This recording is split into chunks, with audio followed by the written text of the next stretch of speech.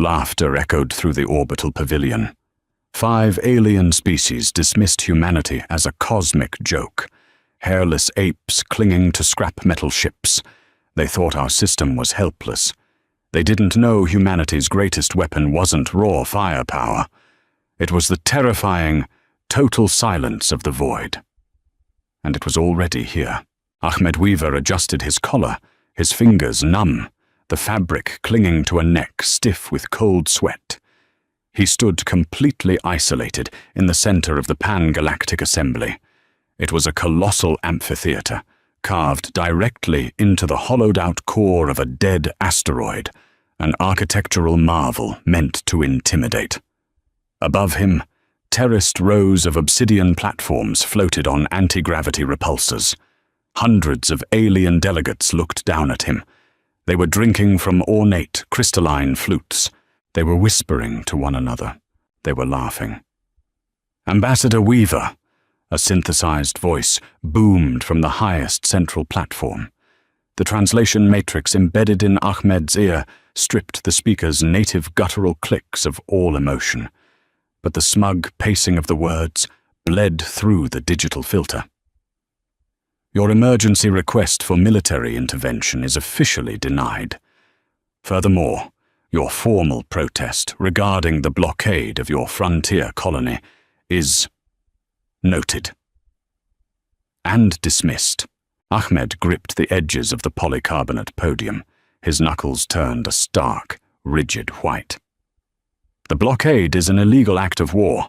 They are currently starving 2 million human colonists.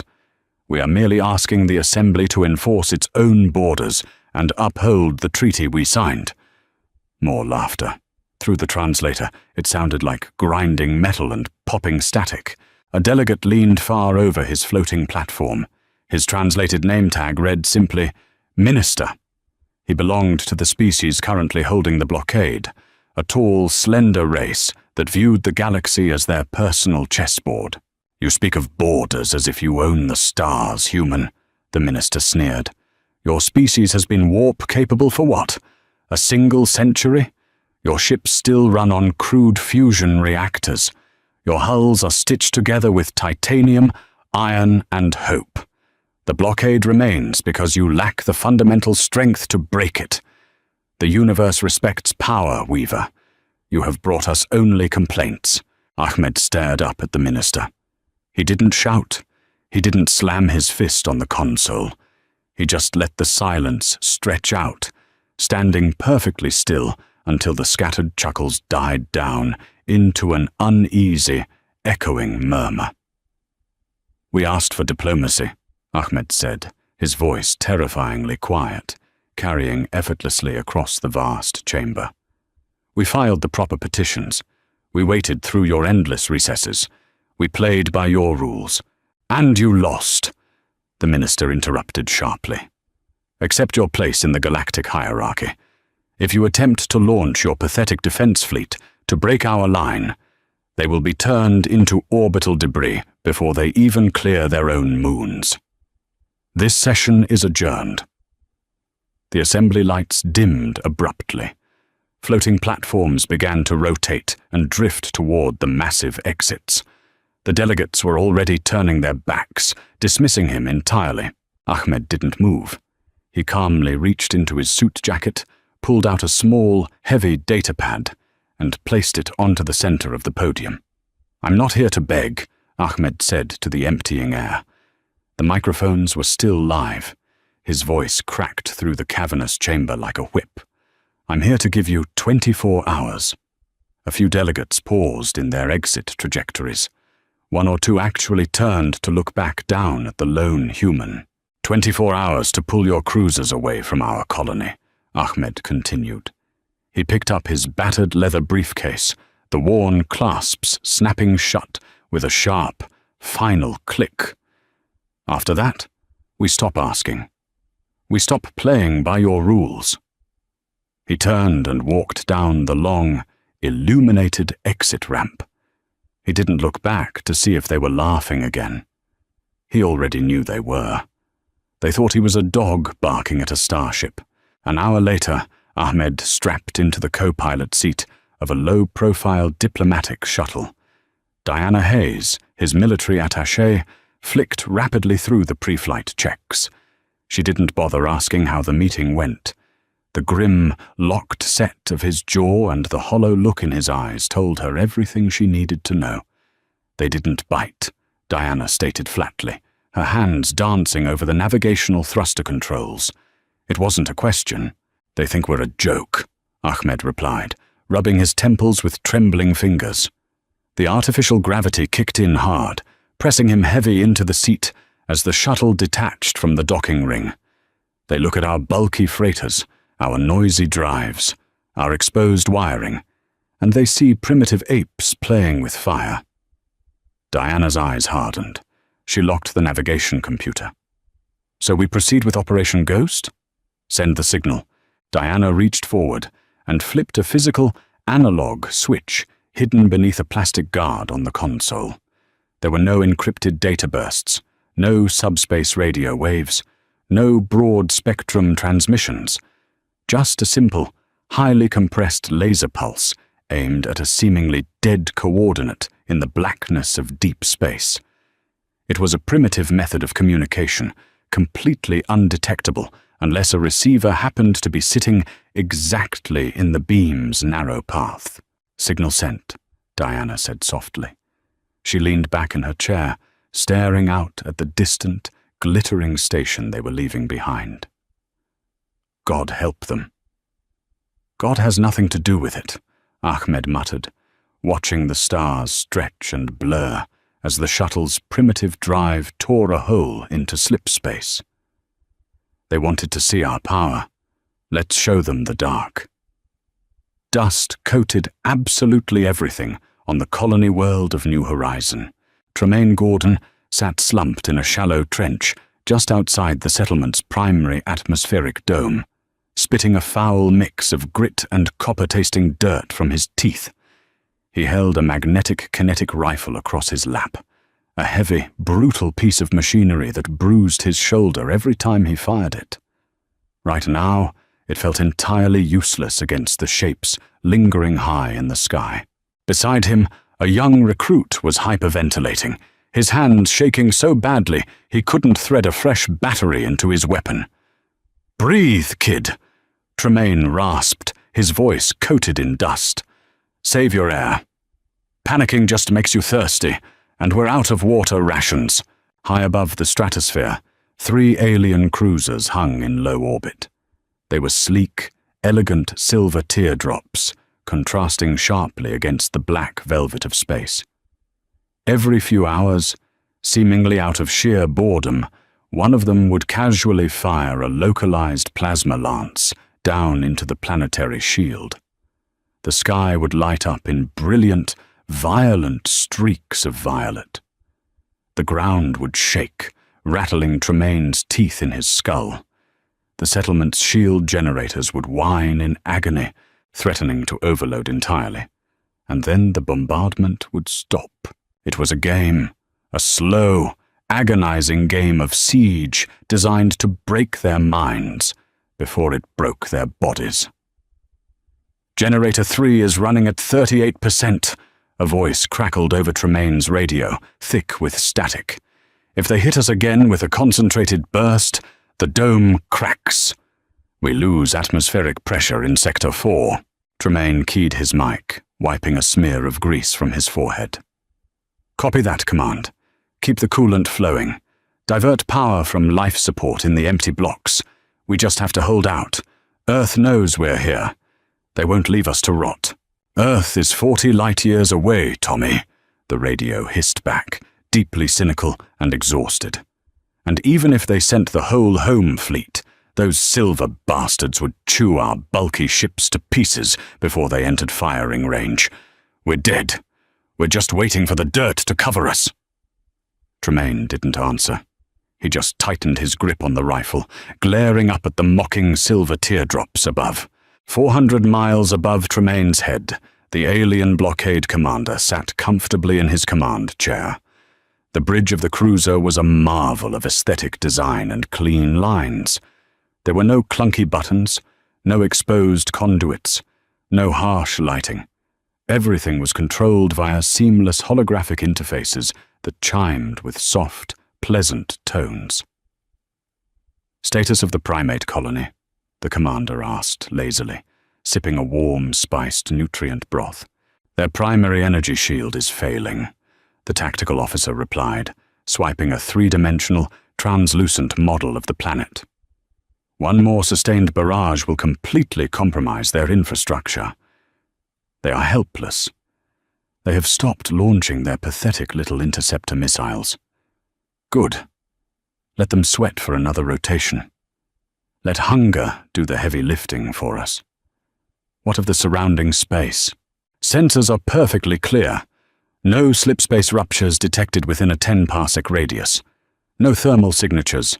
No radiation blooms. The system is completely empty." The commander leaned back, steepling his long fingers. The human ambassador made a great deal of noise at the assembly today. Threats of retribution, posturing. "They are a primitive species," the officer scoffed. "They rely on brute force and intimidation because they lack sophisticated technology. Their ships are incredibly loud and burn astonishingly hot. We would see them coming days before they ever entered weapons range." "Exactly," the commander purred, examining his nails. "Prepare the main batteries. Let's finish breaking that shield." They didn't know about the UNS Wraith. 10,000 kilometers off the port bow of the alien flagship, something was moving. It didn't register on radar. It didn't emit a thermal bloom. It actively absorbed light, swallowed radiation, and displaced zero mass on localized gravity sensors. Aboard the Wraith, it was freezing. Ahmed Weaver stood behind the command chair, having transferred from his shuttle hours ago. His breath plumed in the frigid air of the bridge. The entire warship was running in ultra-stealth mode. That meant zero active life support. No heaters. Minimal oxygen circulation. Every single ounce of energy, every watt of power generated by the reactor was diverted strictly to the dampening fields and the internal heat sinks. The crew wore heavy, insulated survival suits, moving like ghosts in the dim, red emergency lighting. Ice crystals were literally forming on the bulkheads. Diana Hayes was at the tactical station, her fingers hovering millimeters above a physical keyboard to avoid making even a scraping sound. "We are deeply inside their defensive perimeter," she whispered, even though the ship was acoustically sealed. The crushing tension demanded it. "Distance to target, 8,000 kilometers, and closing." "Heat sinks?" Ahmed asked, his voice a low, rough gravel. "Core temperature is climbing internally. Sinks are at 85% capacity. We can't stay cloaked much longer. We'll cook ourselves alive in this tin can if we don't vent soon." "Hold the course," Ahmed commanded. The Wraith was an incredibly ugly ship. It wasn't sleek. It wasn't elegant. It was a massive, brutalist wedge of radar-absorbent metamaterials, painted in absolute, light-devouring black, packed to the gills with kinetic rail guns and nuclear torpedoes. It looked like an iron head. It was built for one singular, violent purpose: to get close enough to stab. Humanity knew they couldn't win a long-range energy duel. They knew their energy shields were inferior. So, human engineers looked at the alien technology, recognized its extreme reliance on active scanning and thermal detection, and built a ship that simply didn't exist to those instruments. A void within the void. A submarine in space. 5,000 kilometers, Diana reported, her teeth chattering slightly. "They are powering their main batteries. Aiming at the planet." Ahmed's eyes narrowed in the red gloom. "They're going for the kill. 4,000 kilometers. Heat sinks at 92%. Captain, we are burning up inside the hull." "Hold." Sweat froze on Ahmed's brow. The silence on the bridge was deafening, save for the ragged breathing of the crew and the terrifying metallic creak of the ship's hull, shrinking under the extreme temperature differentials. 2,000 kilometers, Diana said, her voice tight. We are practically sitting on their hull. They still don't see us. Ahmed uncrossed his arms. The time for waiting, for diplomacy, for absorbing insults, was over. Purge the heat sinks, Ahmed ordered, his voice echoing like a gunshot on the silent bridge. Drop the cloak. Divert all power to primary weapons. Diana slammed her fist down on the firing console. In the absolute blackness of space, right in the middle of the pristine alien formation, a star was born. The Wraith expelled its accumulated thermal energy in a massive, blinding flash of superheated plasma venting from its lateral ports. To the alien cruisers, it was as if a small sun had suddenly ignited directly beside them. Their sensors, previously registering absolute zero, were instantly blinded by an impossible wall of heat and hard radiation. On the elegant bridge of the alien flagship, alarms began to shriek in agonizing tones. Holographic consoles exploded in showers of sparks as the delicate sensor arrays instantly overloaded and fused together.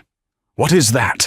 the commander screamed, throwing his arms over his eyes as the bridge was bathed in blinding white light. "Where did it come from?" "Proximity alert!" the tactical officer shrieked, his previous arrogance dissolving into pure panic. "Massive object detected. It's right on top of us." Before the glare of the heat purge even faded, the Wraith fired. Humanity didn't use flashy plasma lances. They didn't use elegant beams of concentrated light. Humanity dealt in raw physics. Mass times acceleration. 4 dual-linked railguns fired simultaneously. The recoil shook the massive human ship to its core.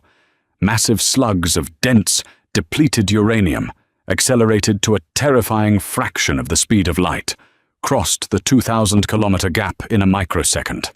They slammed into the alien flagship's unraised defensive shields with the kinetic force of a small, localized asteroid strike.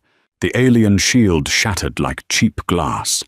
The depleted uranium slugs tore straight through the sleek silver hull, obliterating the engineering deck, ripping entirely through the primary drive core, and exiting out the other side in a horrific shower of molten debris and venting atmosphere. The beautiful alien cruiser shuddered violently, entirely gutted in a single, brutal volley. Down on the planet, Tremaine Gordon watched as one of the silver teardrops suddenly flashed brilliant white, then ruptured into a massive, completely silent fireball. The sky rained burning metal like a meteor shower. He slowly lowered his rifle, his mouth hanging open, the dust forgotten. Beside him, the young recruit started to laugh, tears cutting through the grime on his face. Up in the cold void, the Wraith sat bathed in the fiery glow of the dying alien cruiser. Its massive railguns were already mechanically tracking to the next target. Ahmed stared at the tactical screen. The sneer of the assembly minister echoed in his mind. "You have only complaints." "Target the second cruiser," Ahmed said coldly, watching the surviving alien ships scramble in utter chaos. "Let's see them laugh at this." Chaos swallowed the pristine formation of the alien blockade. Aboard the second cruiser, the elegant holographic displays violently flickered, overwhelmed by the sudden, massive influx of thermal data. The debris from their flagship was still expanding in a silent, jagged cloud of flash-frozen vapor and twisted silver alloy. The bridge crew, a species that prided itself on cold logic and strategic superiority, completely unraveled. They shrieked in their native tongues, their long, delicate fingers desperately swiping at unresponsive consoles. "Target lock acquired on Cruiser 2, Diana barked. Her hands flew across the tactile keyboard, the mechanical clacking harsh and loud in the red emergency light. "Port and starboard railguns loaded. Depleted uranium." Ahmed gripped the back of her command chair, his boots planted wide to brace against the deck. The freezing air inside the Wraith was rapidly warming, replaced by the acrid metallic tang of ozone and burning grease. "Give them another." The Wraith bucked hard. The twin railguns fired, the kinetic recoil transferring straight through the ship's internal skeleton.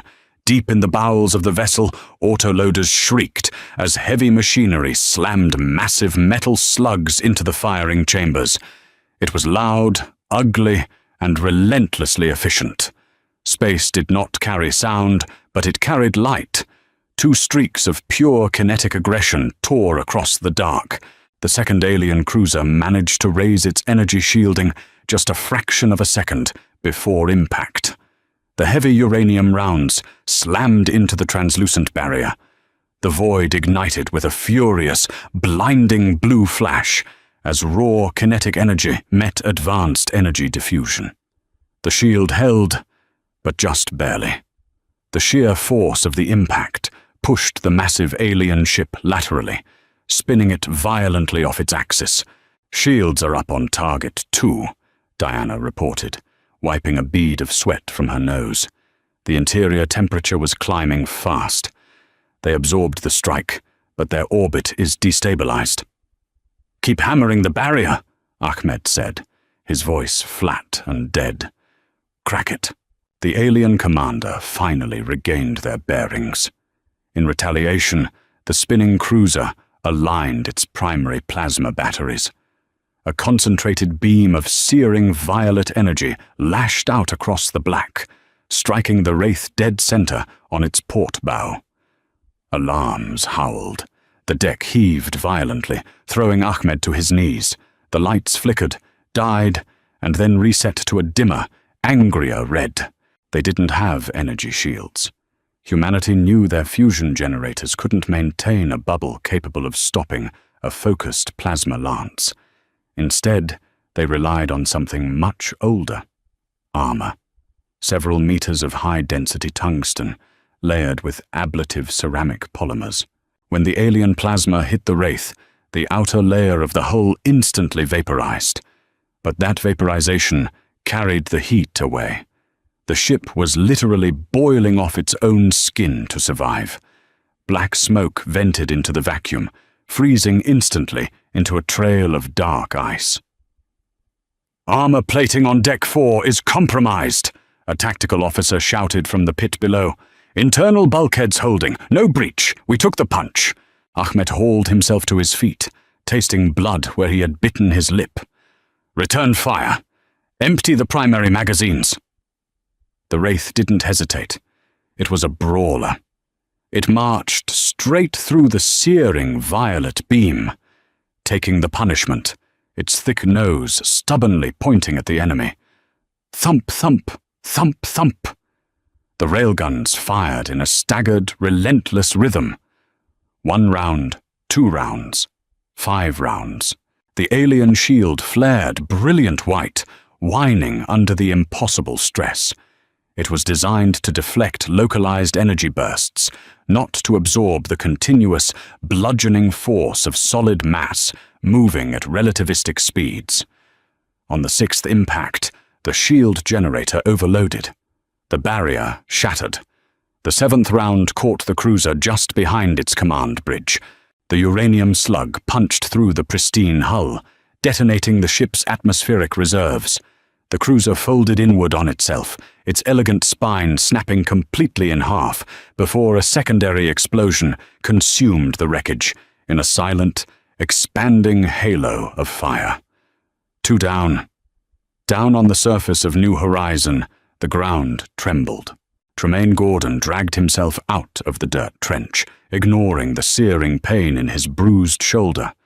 He stood in the open, exposed, staring up at the bruised sky. The planetary energy dome, which had been groaning under the alien bombardment for weeks, was completely silent. High above, 2 massive, fiery scars drifted across the black canvas of space. They got them, the young recruit stammered, crawling up beside Tremaine.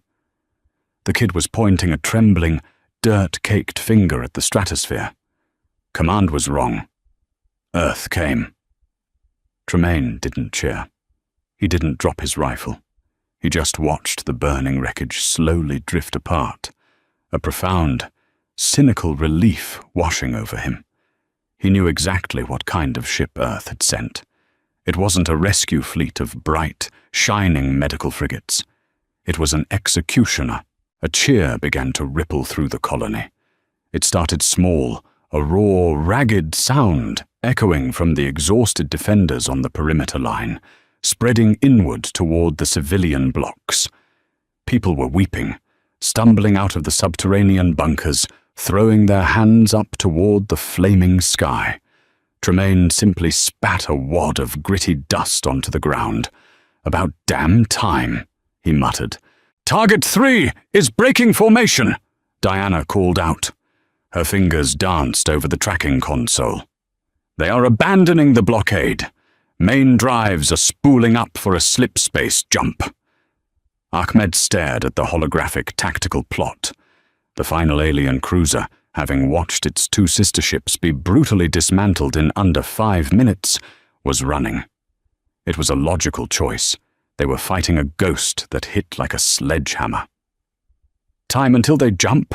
Ahmed asked. 40 seconds, Diana replied. "They're burning their engines hot to calculate the vector. We can't catch them with railguns at this distance, and our torpedoes are too slow." Ahmed let out a slow, measured breath. The interior of the Wraith was sweltering now, the air thick with the smell of scorched metal and sweat. He could let them go. He could let the fleeing ship carry the tale of their defeat back to the assembly. It would be a victory. The blockade was broken. New Horizon was saved. But Ahmed knew the assembly. He had stood in their amphitheater. He had listened to their laughter. If he let the survivor run, they would rationalize it. They would claim it was a fluke, an ambush. They would return with a dozen ships, maintaining their arrogance, convinced they just needed to scan harder next time. Fear was a language the assembly understood perfectly. "Do not let them jump," Ahmed said, his voice dropping to a terrifyingly calm whisper. "Target their main drive cluster. Give me a firing solution." Diana looked up at him, her eyes wide for a fraction of a second, before she nodded sharply. "Calculating. We have one option. We have to push our own drive past the red line, close the gap, and hit them with a tactical nuke before their jump window opens." "Do it!" The Wraith groaned as maximum power was violently diverted from life support and weapons directly into the primitive, bulky fusion drive at the rear. The ship surged forward, accelerating so fast the artificial gravity compensators failed to keep up. Ahmed was slammed back into the command console, the air driven completely out of his lungs. The black wedge tore through the debris field of the first destroyed ship, scraping jagged pieces of alien hull against its thick, tungsten armor. 10 seconds to their jump. Diana strained against the G-force. "Distance closing. We have a lock. Fire torpedo." A heavy, unguided nuclear torpedo dropped from the belly of the Wraith. Its internal engine ignited, rocketing forward on a direct, undeniable path toward the fleeing cruiser's glowing drive cluster. The alien ship was just seconds from safety. Space around it began to shimmer and warp as its jump drive tore a hole in the fabric of reality. But it wasn't fast enough. The torpedo struck the engine cowling. There was no grand explosion. It was a shaped, directional charge. The detonation punched a needle of pure radioactive fury directly into the alien jump drive just as it activated. The resulting spatial backlash was horrific. The shimmering hole in reality violently collapsed, snapping shut like a jaw, catching the rear third of the alien cruiser in the closure. The ship was instantly cleanly severed. Its rear engines were simply gone, transported to nowhere, leaving the front 2/3 of the beautiful silver vessel dead, drifting and completely powerless. "Target is crippled," Diana reported, her breathing heavy. "Primary power is dead. Life support is failing on their decks. They are dead in the water." Ahmed straightened his uniform, brushing ash from his sleeve. The bridge was quiet again, save for the hum of the cooling fans, struggling to lower the temperature. "Open a broad-spectrum communication channel," Ahmed instructed. "Unencrypted. Direct it at the crippled ship, but boost the signal so every listening post from here to the Assembly's home world hears it." Diana flipped a switch. "Channel open. You are live, Ambassador." Ahmed stepped up to the main communication pickup. He didn't raise his voice. He didn't sound angry or triumphant. He sounded exactly as he had in the assembly hall. Cold, resolute, grounded.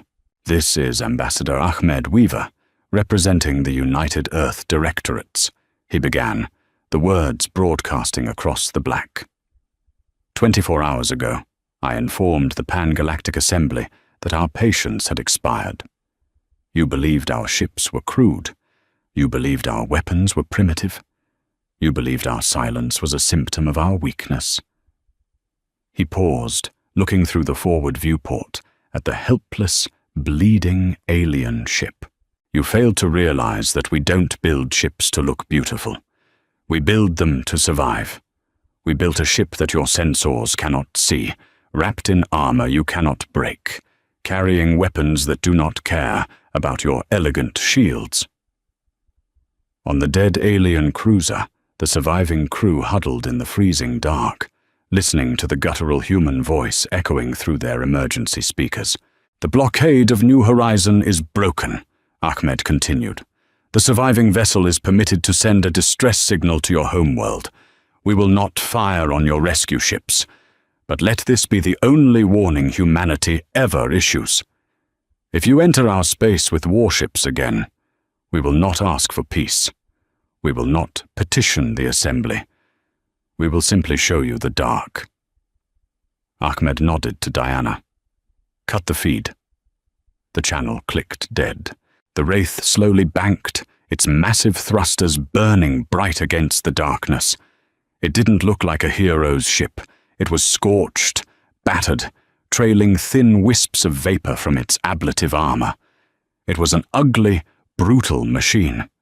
But as it settled into a defensive orbit above New Horizon, guarding the weary colonists below, it was the most beautiful thing humanity had ever created. The galaxy had spent a century laughing at the primitive apes from Earth. They weren't laughing anymore. Did you feel the chill of the void? Humanity didn't just survive. We redefined the rules of the game. If you loved this deep dive into mankind's unrelenting grit, hit that like button, share the story with your fellow sci-fi fans, and subscribe for more epic tales from the darkest corners of the galaxy. Your support keeps the engines running and the railguns loaded. Join the fleet today, and never miss a mission. The stars belong to us.